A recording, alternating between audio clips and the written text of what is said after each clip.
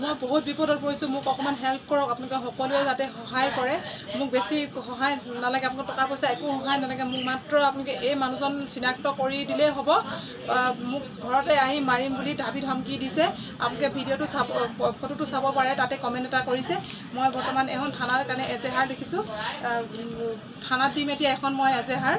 মোৰ জীৱনটোৰ কাৰণে শংকা আহি পৰিছে, মোক ঘৰতে আহি মাৰি পেলাম বুলি কৈছে। মোৰ পৰিয়াল আছে, ল'ৰা ছোৱালী আছে, হয়তো সিহঁতৰ বিপদ আহিব পাৰে। মই ৰাস্তা ঘাটে এতিয়া ল'ৰা ছোৱালী স্কুল অনা কৰি থাকোঁ, মোৰ বিপদ আহিব পাৰে। আপোনালোকে প্লিজ মোক সহায় কৰক, এইখিনি অন্তত সহায় কৰক যে আপোনালোকে ভিডিঅ'টো যিমান পাৰে আপোনালোকে শ্বেয়াৰ কৰি দিয়ক, আৰু মানুহজন চিনাক্ত কৰিবলৈ মোক যাতে অকণমান সহায় কৰক। বেছি যিমান শ্বেয়াৰ কৰিব সিমানেই মানুহজনৰ ফটোটো কোন হয়, কি হয়, ডিটেইলছটো আপোনালোকে পাব। যদি আপোনালোকে শ্বেয়াৰ নকৰে মানুহজন কোন হয়, আজি মোৰ লগত হৈছে এনেকুৱা, কাইলৈ যদি আপোনাৰ লগতো হয়, আপোনালোকতো নাৰী হয় নহয় জানো বাৰু, আৰু কাইলৈ যদি আপোনালোকৰ ছোৱালীৰ লগতো হয় এনেকুৱা, আপোনালোকৰ মা বাই ভনীৰ লগতো যদি এনেকুৱা এটা হয়, আপোনালোকে তেতিয়া কি কৰিব? আপোনালোকে সেইকাৰণে মোক একো টকা পইচা সহায় কৰিব, অন্য মোক একো সহায় কৰিব নালাগে। আপোনালোকে এটাই সহায় কৰক, আপোনালোকে এই ভিডিঅ'টো, আপোনালোকে এই ফটোটো, মানুহজনৰ ফটোখন মই স্ক্ৰীণত দিছোঁ, আপোনালোকে যিমান পাৰে এই ফটোখন আপোনালোকে শ্বেয়াৰ কৰি দিয়ক, আৰু মোক অকণমান সহায় কৰক। এইখিনিয়ে সহায় কৰক যাতে আপোনালোকে মানুহজন চিনি পোৱাত মোৰ সহায় হয়। মোক দাবী ধমকি দিছে যে তোক ঘৰত গৈ মাৰি পেলাম এনেকৈ বুলি কৈছে। মোৰ জীৱনটোলৈ শংকা আহিছে, মোৰ জীৱনটোলৈ শংকা অহাৰ লগতে মোৰ ল'ৰা ছোৱালীলৈ শংকা আহিছে, মোৰ ঘৰখনলৈ শংকা আহিছে। সকলোৰে আমাৰ চকুত টোপনি নাই, টেনশ্যন, চিন্তা। আপোনালোকে প্লিজ এই ফটোখন যিমান পাৰে মোক সহায় কৰি দিয়ক। মই স্ক্ৰীণত ফটোখন আপোনালোকক দি দিম, আপোনালোকে যিমান পাৰে ভিডিঅ'টো শ্বেয়াৰ কৰি দিয়ক প্লিজ।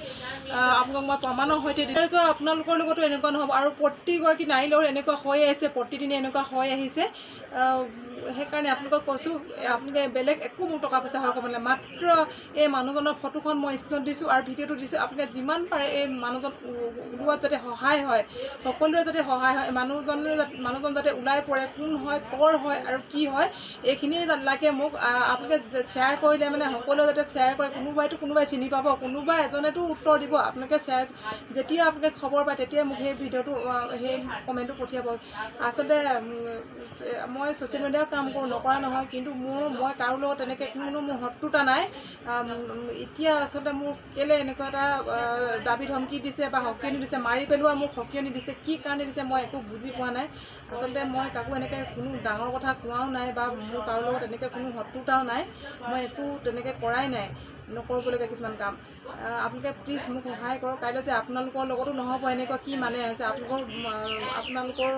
আপোনালোকেও নাৰী হৈ যদি মোক একণ সহায় নকৰে, সকলোকে কৈছোঁ, আপোনালোকৰ পৰিয়ালৰ লগতো যে কাইলৈ এনেকুৱা এটা নহ'ব কি মানে আছে? আপোনালোকৰ ল'ৰা ছোৱালী, আপোনালোকৰ পত্নীৰ ওপৰতো বা এনেকুৱা এটা হ'ব, সকলোকে কৈছোঁ যিমান পাৰে ভিডিঅ'টো বা ফটোখন শ্বেয়াৰ কৰি দিয়ক, যাতে চিনি পোৱাত সহায় হয়।